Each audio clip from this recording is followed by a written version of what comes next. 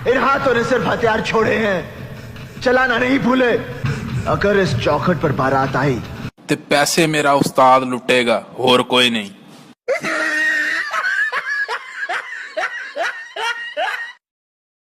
Likey, ਦਿਨੋਂ ਦਿਨ ਮੋਟੀ ਕਿਉਂ ਹੁੰਦੀ ਜਾ ਰਹੀ ਆ? ਸਾਡਾ ਫ੍ਰਿਜ ਖਰਾਬ ਹੈ ਨਾ ਇਸ ਕਰਕੇ। ਤੇ ਫਿਰ ਸਾਰਾ ਸਮਾਨ ਮੈਨੂੰ ਖਾਣਾ ਪੈਂਦਾ ਹੈ।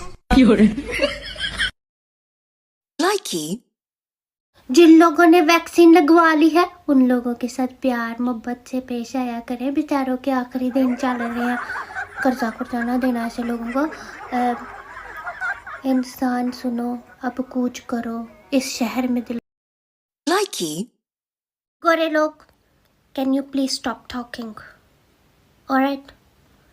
ते साडे भौंकी जा, होर भौंक, ਉੱਚੀ ਉੱਚੀ ਭੌਂਕ।